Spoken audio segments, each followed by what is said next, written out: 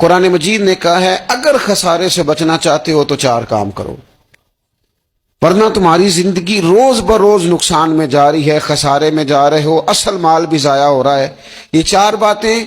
اگر تم اپنے اندر پیدا کرنے میں کامیاب ہو گئے تو تم خسارے سے بچ گئے۔ کون کون سی؟ الا الذین آمنوا، ایمان لاؤ، پختہ ایمان، یقین کامل کی دولت، یؤمنون بالغیب، غیب پر ایمان، طاقتور قسم کا ایمان، ایسا ایمان کہ جو انسان کو اتنا پختہ کر دے کہ اس کے لیے نیکی کے رستے پہ چلنا آسان ہو جائے اور بدی سے خود بخود اس کی طبیعت چاٹ ہونے لگے۔ پختہ ایمان ہو، مضبوط، وعاملوا الصالحات، اور پختہ ایمان کے بعد پھر اعمال صالحہ سے اپنے آپ کو آراستہ کرو، تمہاری زبان سچ بولے، تمہاری آنکھیں شرم و حیا والی ہوں، تمہارا وجود جب بھی قبول کرے رزق حلال ہی کو قبول کرے، سوچیں ستھری ہوں، نظریات پاکیزہ ہوں، طبیعت خیر خائی والی ہو، کسی کے لیے اچھے جذبات رکھتے ہو،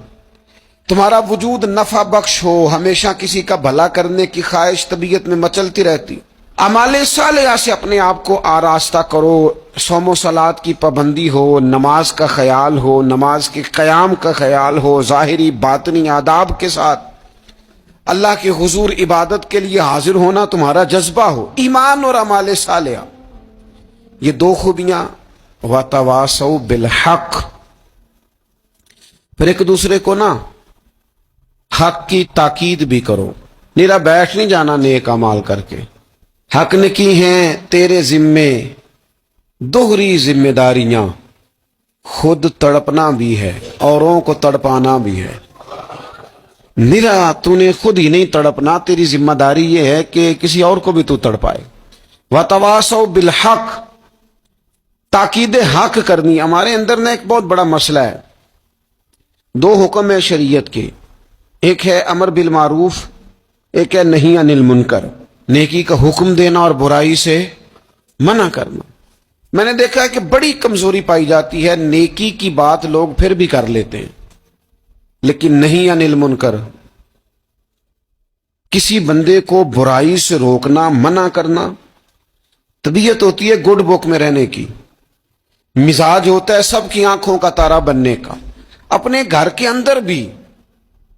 اتنی جرت کا مظاہرہ نہیں کرتے کہ غلط کو غلط کہہ سکیں، حق بات کی تائید کر سکیں، طاقت ہی نہیں ہوتی۔ ایسی عجیب سیاست سکھا دی گئی ہے کہ ہر شخص ایک عجیب رنگ میں اپنی زندگی بتانا چاہتا ہے۔ قرآن مجید کہتا ہے خسارے میں چلے جاؤ گے اگر کلمہ حق تمہاری زبان پر نہیں آتا،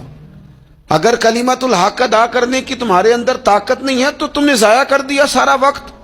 حاصل کیا کیا؟ کہیں اگر اپنی برادری، اپنا قبیلہ، اپنا خاندان کسی موقع پر غلط ہے اور سامنے کوئی قبیلہ ٹھیک ہے تو آپ تائید کریں سامنے والوں، آپ کے اندر یہ اخلاقی جرت ہونی چاہیے کہ غلط کو غلط کہہ سکیں اور صحیح کو صحیح کہہ سکیں۔ نبی اکرم علیہ السلام نے فرمایا تم میں سے جو برائی دیکھے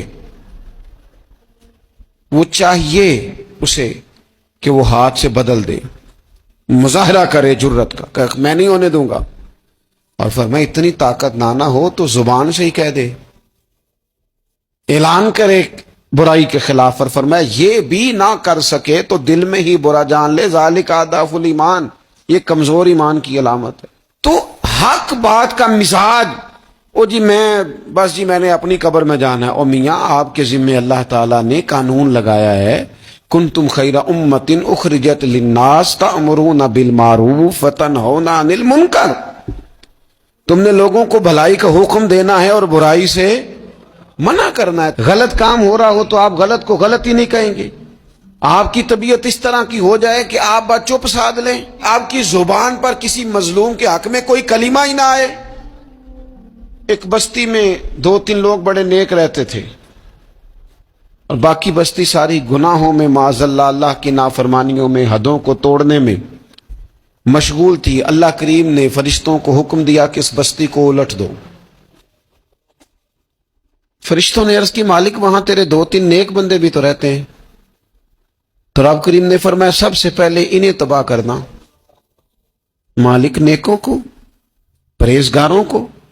میں یہ کس طرح کے پرہیزگار ہیں، خود تو نمازیں پڑھتے رہے اور میری نافرمانی دیکھ کے کبھی ان کے ماتھے پر شکن تک نہیں آیا، کبھی ان کی طبیعت پر بوجھ نہیں بنا کہ لوگ دین کی حدیں توڑ رہے ہیں میں کم از کم زبان سے ہی کہہ دوں، نے کبھی سوچا ہی نہیں کہ شریعت اسلامیہ کو سر عام پامال کیا جا رہا ہے اور کوئی کلمہ ان کی زبان سے ادا نہیں ہوا۔ پہلے ان لوگوں کو تباہ کرنا خود تڑپنا بھی ہے، اوروں کو تڑپانا بھی ہے، اپنی زندگی میں حق کہنے کا مزاج پیدا کریں، کسی کو روکیں کہ میاں یہاں تو غلط ہے، ہم سے لوگ مشورہ لینے آتے ہیں، ہم ہاں میں ہاں ملا کے گزر جاتے ہیں۔ اگر آپ کو محسوس ہونا کہ سامنے والا بندہ جو آپ کے پاس بیٹھا ہے وہ بات درست نہیں کر رہا تو یہ جرت پیدا کریں، اگرچہ حکمت سے کہیں، دانائی سے کہیں، اچھے جملوں کا چناؤ کر کے کہیں، لیکن اس کو کہیں، اس کو سمجھائیں کہ یہاں تو بھی غلطی پہ ہے۔ اور غلطی دلیر لوگ مانا کرتے ہیں، دلیر لوگ، بزدلوں نے بھی کبھی غلطی مانی ہے؟ بزدل تو اپنی غلطیوں پہ دلیلیں دیتے ہیں، نہیں میرا یہ مطلب تھا، نہیں میں یہ، بزدل ساری زندگی کہتے ہیں میں ناکام ہوا فلانے کی وجہ سے، میں پیچھے رہ گیا فلانے کی وجہ سے۔ او خدا کے بندے تو بزدل ہے، اس لیے تو نہیں، اگر تو طاقتور ہوتا تو کم از کم اپنی غلطی تو اپنے کھاتے میں ڈالتا، تو اپنی غلطیاں بھی کسی کے کھاتے میں ڈال رہا ہے، یہ بزدلی ہے۔ تو فرمایا ایمان لائیں، اچھے اعمال کریں اور حق بات کی تاکید کریں۔ اچھا جب حق بات کی بات کریں گے تو یہ ہو نہیں سکتا پھر تکلیف نہ آئے، پھر مخالفت نہ ہو، پھر ساری دنیا ٹھیک ہے، یہ ممکن نہیں ہوتا۔ اب مشکل آئے گی تو فوراً کہا وَتَوَاصَوْا بِالصَّبْرِ، ایک دوسرے کو صبر کی وصیت کریں۔ مشکل تو آئے گی، جب آپ حق بات کہیں گے تو کچھ لوگوں کے مفادات پر چوٹ بھی لگے گی، کچھ لوگ مخالفت بھی کریں گے۔ آپ کی زندگی اگر صبر و تحمل والی ہے تو آپ کوئی کام کر جائیں گے، آپ کوئی مشن اس کی تکمیل کر دیں گے اگر مزاج میں صبر ہے، اور اگر صبر نہیں ہے، ٹھہراؤ نہیں ہے، چند قدم نہیں چل سکتے، تھوڑی دیر بھی آپ آگے کی طرف نہیں بڑھ سکتے اگر صبر نہیں۔ ایک تو یہ ہے نا کہ میرا کمپنی میں گزارا نہیں ہوتا، ایک تو یہ ہے نا کہ میرا دوستوں میں گزارا نہیں ہوتا، اور ایک تو یہ ہے نا میرا دفتر میں صبر نہ ہو، ذمہ داری سے کہہ رہا ہوں، صبر نہ ہو تو ماں باپ سے بھی گزارا نہیں ہوتا۔ میں ذمہ داری سے کہنے لگا ہوں صبر نہ ہو تو بیوی بچوں کے ساتھ بھی گزارا نہیں ہوتا۔ آپ کو صبر کرنا ہے۔ مجھے بتائیے چھوٹا بچہ ہے آپ کا، وہ چھوٹا ہے، اسے پتہ نہیں ہے، وہ کچھ ایسے کام بھی کرتا ہے جو غصے والے ہیں،